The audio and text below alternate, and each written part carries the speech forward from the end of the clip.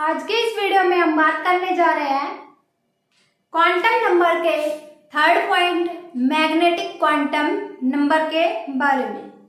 ठीक है, तो मैग्नेटिक क्वांटम नंबर को हम किससे रिप्रेजेंट करते हैं? एम से।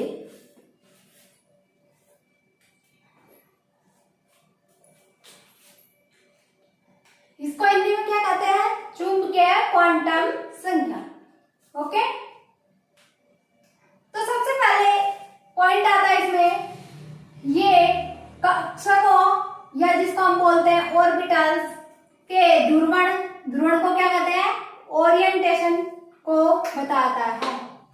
ओके, ये संख्या किसको बताती है? कक्षकों के ध्रुवण को बताती है। ओके,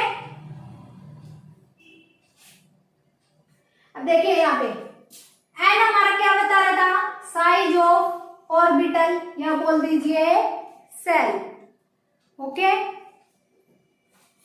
जैसे ये एन के मान यही थे, तो जैसे ये सेल बाहर होगी तो उसका आकार उतना ही बड़ा होता चला जाएगा। तो ये साइज ऑफ सेल बता रहा था।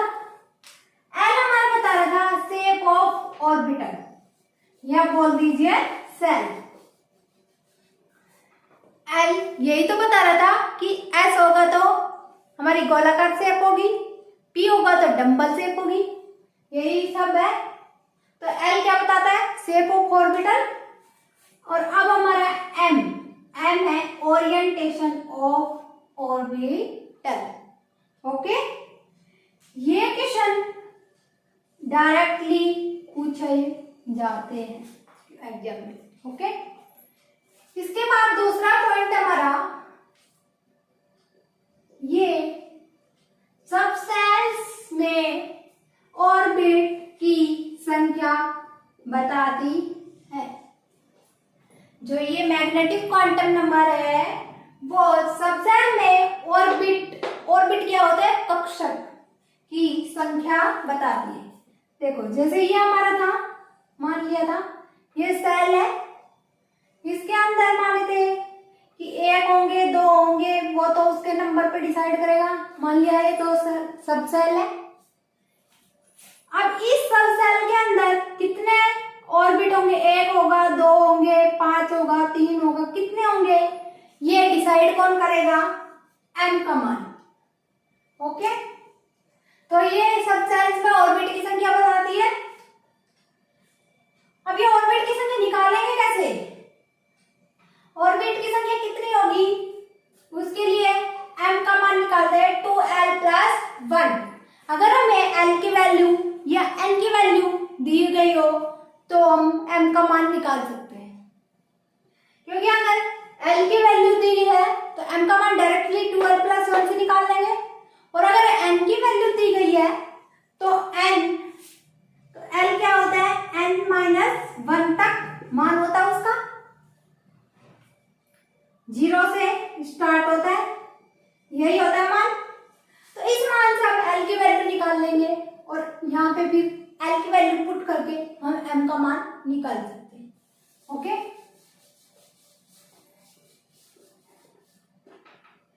अब देखो ये फॉर्मूला काम कैसे करेगा। जैसे s cos के लिए हमने बोला क्या होता है? l बराबर 0 होता है। ठीक है, तो फॉर्मूले में रखिए m 2l+1। l की यहाँ पे 0 वैल्यू हो गई +1। ओके, तो ये 0 हो गया और ये 1 बचा, तो m का मान कितना आया हमारा? 1। इसका मतलब इसमें s उपकोष में सिर्फ एक कक्षक होगा। हम लिख सकते हैं s उपकोष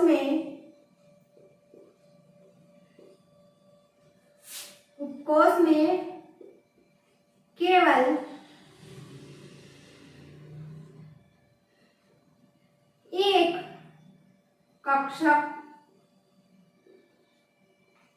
या ऑर्बिट बोल देंगे, कक्षक होगा। ओके,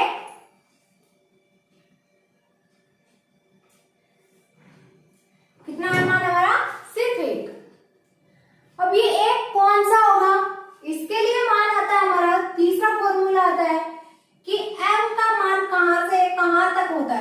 ठीक है। m का मान होता है -l से लेके +l तक। अब देखो कैसे, जैसे l की वैल्यू यहाँ पे 0 थी तो यहाँ पे 0 वैल्यू रख के देखिए, 0 का माइनस प्लस तो कुछ होता नहीं, तो लेस देन इक्वल टू या ग्रेटर देन इक्वल टू लगाएंगे तो क्या आएगा, m इज इक्वल टू 0 ही आएगा। ओके, अब देखो m का मान l इज इक्वल टू 1 2 के लिए हम दिखाते हैं, फिर आपको अच्छे से समझ में आ जाएगा। अब देखो n इज इक्वल टू 1 के लिए देखो, यह पहले l इज इक्वल टू 1 के लिए ले लीजिए, l इज इक्वल टू 1 के लिए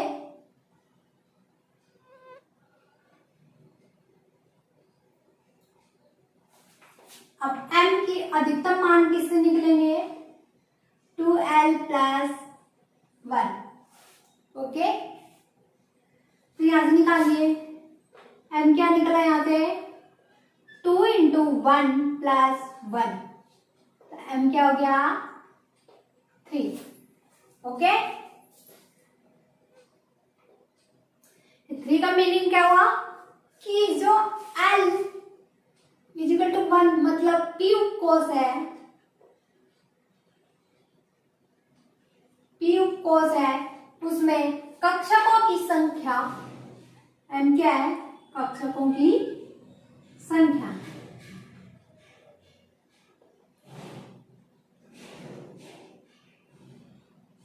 कितनी होगी, अधिकतम 3।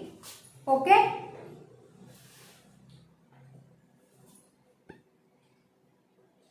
अब वो 3 कहां से कहां तक होगी, तो m का मान हमने कहां से कहां तक लिया था, -l से लेके +l तक। ओके,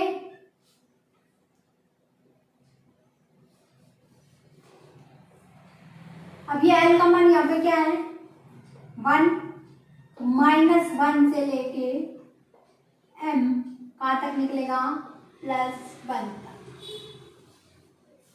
अब इसमें नेगेटिव इंटीजर भी आएंगे, पॉजिटिव इंटीजर भी आएंगे। ओके, तो इससे m के मान क्या क्या हो गए, -1, 0 भी इंटीजर में आता है इसलिए 0 और 1। ओके, यहाँ पे लिख दूं ऑल इंटीजर।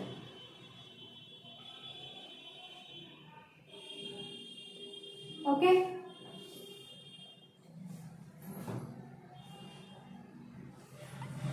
तो p उपकोष के लिए कक्षकों की संख्या कैसे हो जाएगी, ये जैसे p उपकोष है तो इसमें बराबर बराबर ऊर्जा के या बराबर क्या के, ये -1, ये 0, ये +1, 3 कक्षक हो गए। देखिए l इज इक्वल टू 2 के लिए देखिए,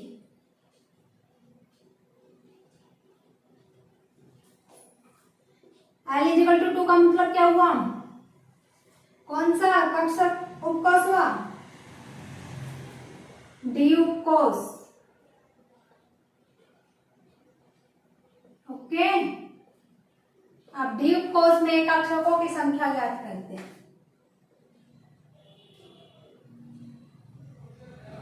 ऑर्बिट की संख्या is equal to m is equal to 2l plus 1। Okay, l is equal to 2 के लिए ऑर्बिट की संख्या किससे निकलेगी, 2l प्लस 1।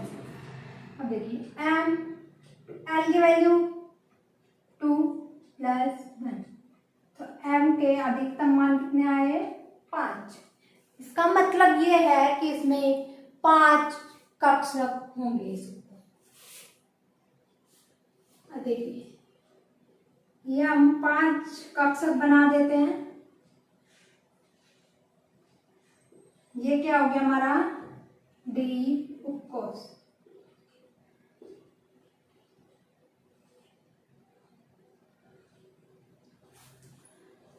ओके, अब ये इसके मान कहाँ से कहाँ तक होंगे वो डिसाइड करेगा। Minus L less than M is less than plus, यहाँ से -2 से कहाँ तक होंगे, +2 तक। तो -2 -1 0 1 और 2, इसको +2 लिख लीजिए या 2 लिख लीजिए। तो ये क्या आंसर होगा, -2, ये -1, ये 0, ये 1 और ये 2। हो गया हमारे 5 उत्कर्ष, सॉरी 5 कक्षक।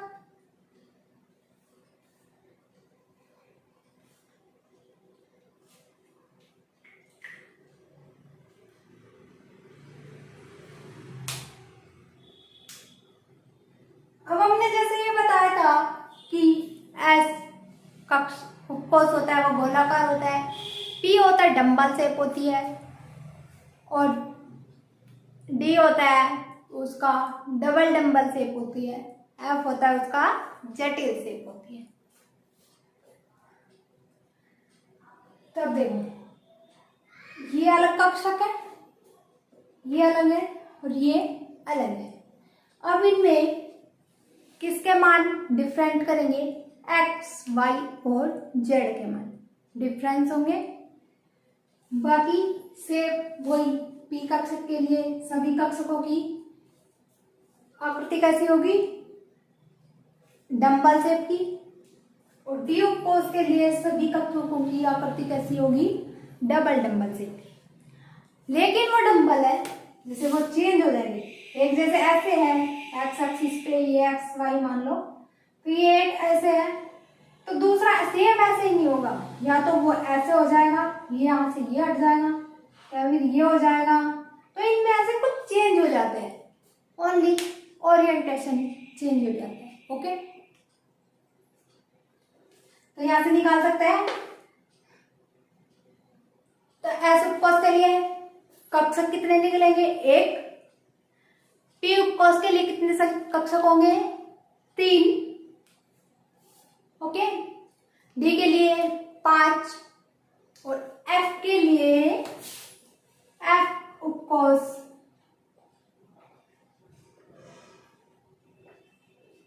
मतलब L बराबर 3। ओके,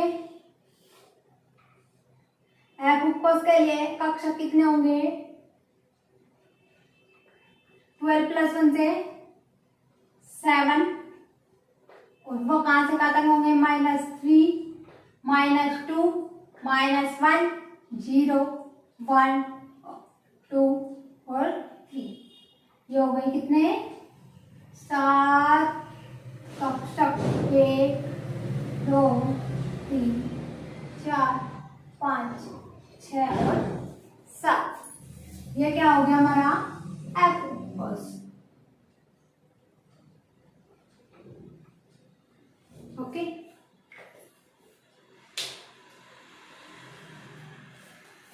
अब देखो जैसे हमें पता है एक कक्षक में अधिकतम कितने इलेक्ट्रॉन भर सकते हैं, 2 इलेक्ट्रॉन। ओके, ठीक है, तो इससे हम ये निकाल सकते हैं कि पी कक्षक में, पी उपकोष में अधिकतम कितने इलेक्ट्रॉन भरे जा सकते हैं, 2 इसमें भर दिए, 2 इसमें भर दिए और 2 इसमें भर दिए। कितने हो गए, 2 4 और 6, टोटल कितने इलेक्ट्रॉन हो गए, 6 इलेक्ट्रॉन। तो डी उपकोष में कितने भरे जा सकते हैं, 2 इसमें 2 इसमें 2 इसमें 2 इसमें और 2 इसमें। तो कितने हो गए, 2 4 6 8 और 10। तो डी उपकोष में 10 इलेक्ट्रॉन अधिकतम भरे जा सकते हैं। पी कक्षक में, सॉरी पी उपकोष में 6 इलेक्ट्रॉन भरे जा सकते हैं अधिकतम, और एफ उपकोष में 7 दूनी 14 इलेक्ट्रॉन भरे जा सकते हैं। ओके, तो उसके लिए फॉर्मूला कौन सा होगा, अब हम फॉर्मूला देखते हैं। ठीक है,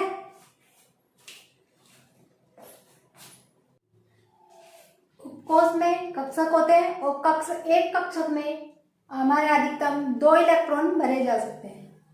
इससे एक फॉर्मूला निकलता है। वो फॉर्मूला क्या है? उपकोष में भरे जा सकने वाले अधिकतम इलेक्ट्रॉनों की संख्या को हम ऐसे निकाल सकते हैं 2 इंटू 2l+1।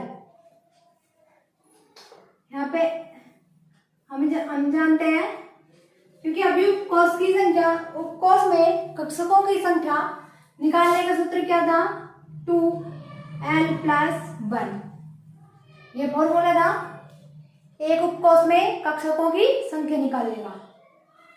ये कक्षकों की संख्या निकाल दी और एक कक्षक में 2 इलेक्ट्रॉन भरे जा सकते हैं, इसलिए यहाँ पे 2 से मल्टीप्लाई कर देते हैं, इसलिए हमारा फॉर्मूला बन जाएगा 2 इंटू 2l+1। ओके, अब इससे आगे आता है कोष में उपस्थित कुल कक्षकों की संख्या। कोष हमारे क्या किससे रिप्रेजेंट कर रहे थे? n से। किससे रिप्रेजेंट कर रहे थे? n से। ओके, ये इसको क्या बोला था? ऑर्बिटल।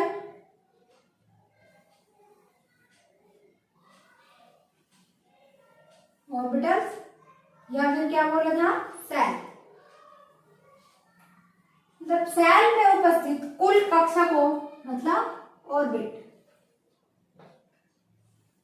ऑर्बिट्स की संख्या कैसे निकाल सकते हैं? n²। ओके, अब इस पे बेस कुछ क्वेश्चन करते हैं। अब देखो, एक क्वेश्चन है n = 2 हो तो उसमें कुल कक्षकों की संख्या बताइए। यहाँ पे n = 2 क्या है? कोष, मतलब ये नाभिक है, तो ये n = 1 कोष हो गया, ये n = 2। इस कोष में कुल कक्षकों की संख्या ज्ञात करनी है। ओके, हम डायरेक्ट फॉर्मूले से ज्ञात करें तो कक्षकों की संख्या क्या होती है?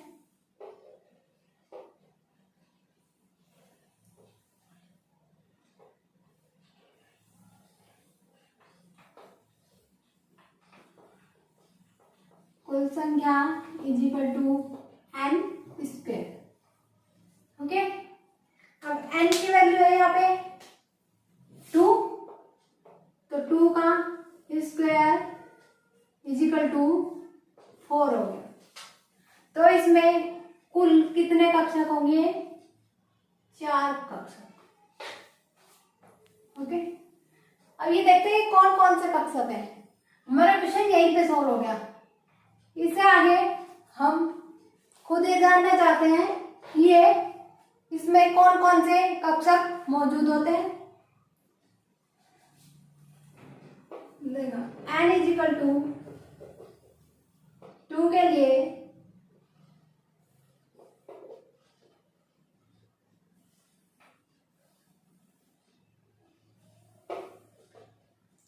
कक्षक की संख्या किस पे डिपेंड करती है? किसके मान पे? L के मान पे। M का मान किस पे डिपेंड करता है? L पे। -L से +L तक, ठीक है। अब यहाँ पे L की वैल्यू कहां से कहां तक होगी? 0 is less than equal to L is less than equal to n - 1।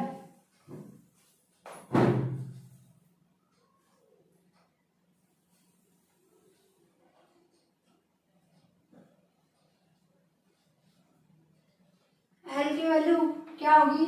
0 और 1, क्योंकि एक तो 0 मान आएगा, एक n - 1, तो n हमारा 2 है, 2 - 1 तो 1 मान।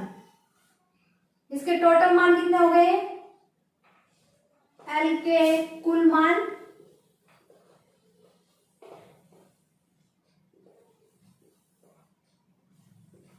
कितने हो गए? 2। अब ये 0, ये कौन सा उपकोष है?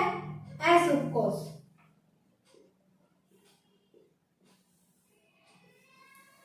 और n इज इक्वल टू 1 किसके लिए होता है? p उपकोष के लिए।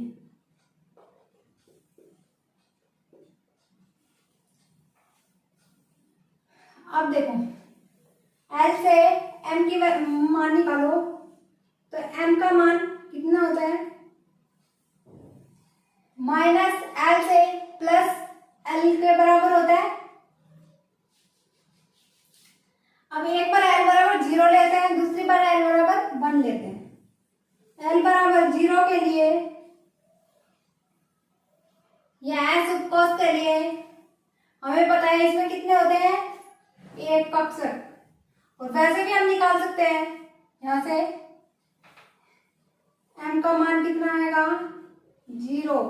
m के कुल मान 1, तो ये एक कक्षक हो गया। m के कुल मान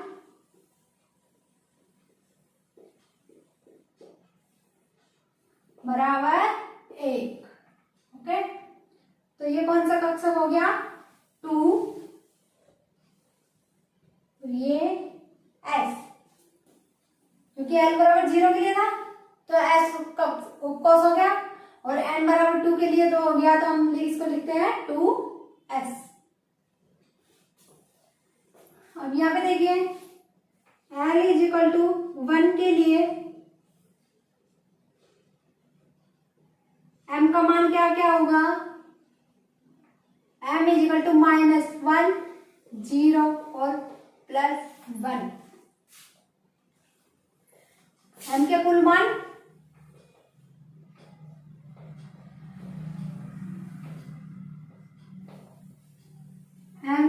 मान बराबर कितने हुए? 3। तब यहाँ पे कितने कक्षक आएंगे? 3 कक्षक। कौन कौन से? ये -1, ये 0 और ये +1। 3 कक्षक हो गए। ये 2s है, यहाँ पे l बराबर 1 है, तो ये कौन सा उपकोष है? p। तो इसको हम लिखेंगे ये 2p के 3 कक्षक हैं। ठीक है, यहाँ से टोटल 3 कक्षक निकल गए, और यहाँ से कक्षक हो गया हमारा एक कक्षक। अब n बराबर 2 में कितने कक्षक हुए टोटल?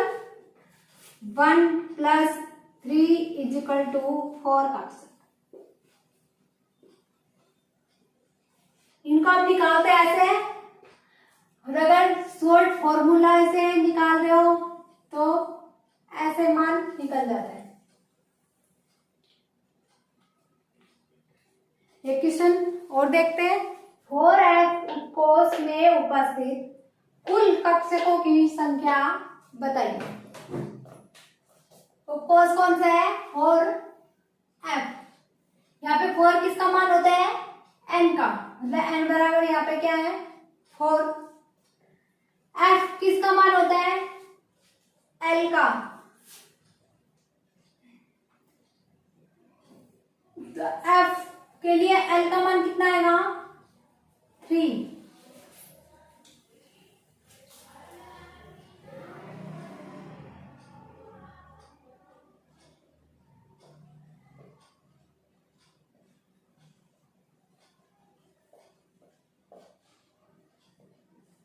हमने पीछे पढ़ चुके हैं कि f उपकोष के लिए l का मान कितना होता है? 3। अब देखो कुल कक्षकों की संख्या कैसे निकालेंगे? l का मान 3 हो गया, और m के कुल मान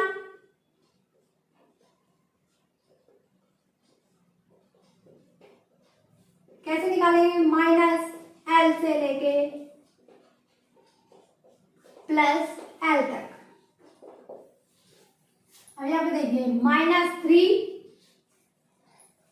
-2, -1, 0, 1, 2 और 3। टोटल कितने मान हो गए? 1, 2, 3, 4, 5, 6 और 7। तो कुल मान कितना हो गए? ये 7 कुल मान।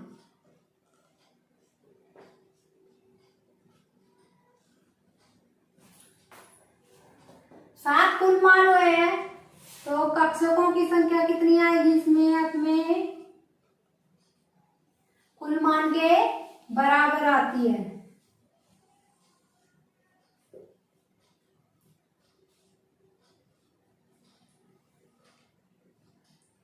-3, -2, -1, 0, 1, 2 और ये 3। तो F उपकोष में कक्षकों की संख्या कितनी हो गई? 7। तो कुल कक्षकों की संख्या 7। और अगर डायरेक्ट फॉर्मूले से निकालते,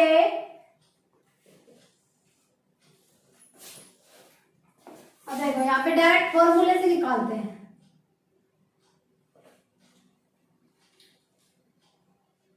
उपकोष में कक्षकों की संख्या कितनी होती है? उसके लिए फॉर्मूला क्या है? उपकोष में कक्षकों की संख्या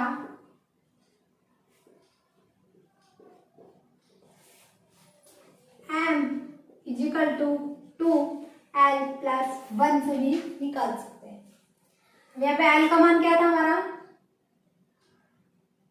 3, तो 2 × 3 प्लस के 1, तो यहाँ से m के 7 कुल मान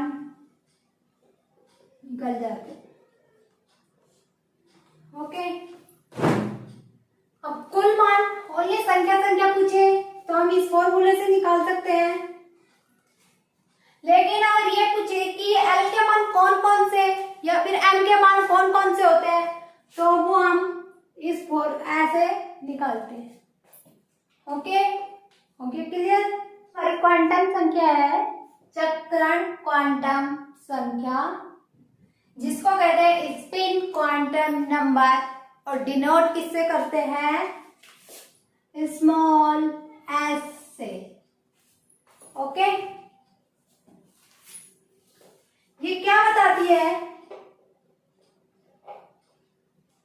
ये इलेक्ट्रॉन का अपने अक्ष पर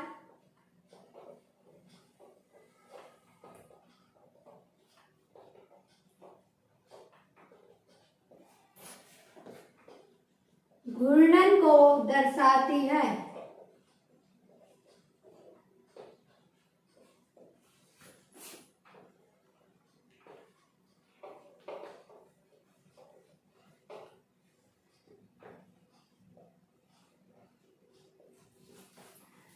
क्या दर्शाती है ये? इलेक्ट्रॉन का अपने अक्ष पर घूर्णन को दर्शाती है। घूर्णन को क्या बोल सकते हैं? रोटेट। देखो ये इलेक्ट्रॉन है, ये इसका मान लीजिए अक्ष है। ये इलेक्ट्रॉन इस एक्सिस के ऐसे घूमेगा, ये हो गया हमारा एंटी क्लॉकवाइज, या फिर ये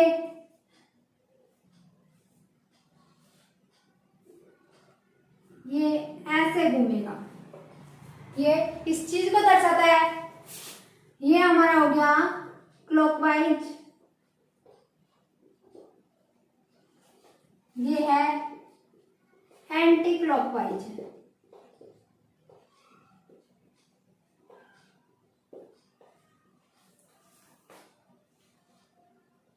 ये क्या है यहाँ पे? इलेक्ट्रॉन।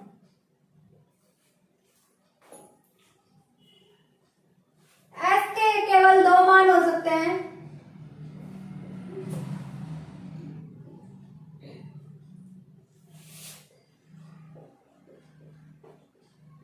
दो मान होते हैं, कौन कौन से?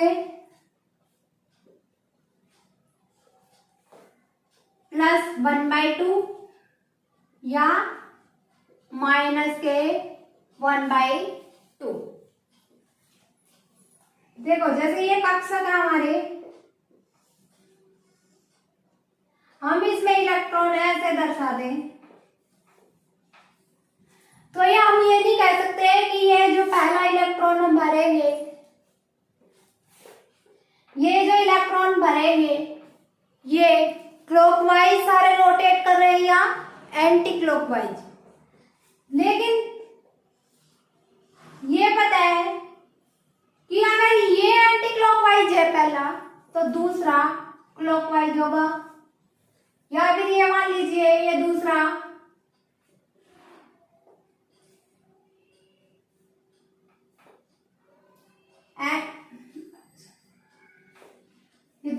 क्लॉकवाइज है, ये पहला क्लॉकवाइज है तो ये दूसरा एंटी क्लॉकवाइज होगा। मतलब ये अपोजिट डायरेक्शन में होंगे, एक के दूसरा अपोजिट डायरेक्शन में होगा। लेकिन हम ये नहीं कह सकते कि जो ये पहला इलेक्ट्रॉन है या फिर ये दूसरा इलेक्ट्रॉन है ये क्लॉकवाइज होगा या एंटी क्लॉकवाइज होगा। और ना ही हम इसके मान को निर्धारित कर सकते हैं कि ये +1/2 होगा या -1/2 होगा। पर इतना पता है सिर्फ कि इसका मान या तो +1/2 होगा या -1/2 होगा।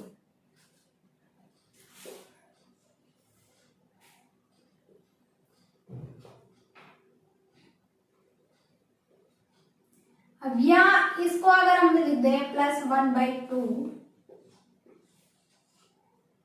तो इस इलेक्ट्रॉन के लिए क्या लिखना पड़ेगा, S = -1/2। और अगर हम इसके लिए S = -1/2 लिख देते हैं तो इसके लिए आएगा S = +1/2। ये कंफर्म नहीं होता। अब देखो यहाँ पे एक इलेक्ट्रॉन हो गया, मान लो ये +1 का +1/2 है इसका मान, तो दूसरे का इसका अपोजिट होगा, S का मान दूसरे के लिए क्या होगा, -1/2। तो ये प्लस का हो गया और ये माइनस का हो गया। इनकी नंबर वैल्यू सेम है दोनों की, 1/2 1/2, तो ये आपस में कैंसिल आउट हो जाएंगे। मतलब जब किसी कक्षक में 2 इलेक्ट्रॉन भरे रहते हैं तो वहां पे हम ये मान सकते हैं कि उन पे आवेश या उनका चक्रण खत्म हो जाता है। ठीक है,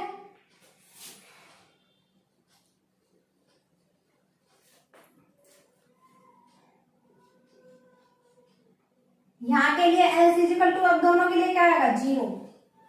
टोटल S के वैल्यू निकाले तो क्या आ जाएगी, 0, क्योंकि ये प्लस का 1/2 हो गया, ये माइनस का 1/2 हो गया, तो ये दोनों आपस में कैंसिल हो गए। ये हमारी थी स्पिन क्वांटम संख्या। अब आगे हम क्वेश्चन करेंगे नेक्स्ट पार्ट में।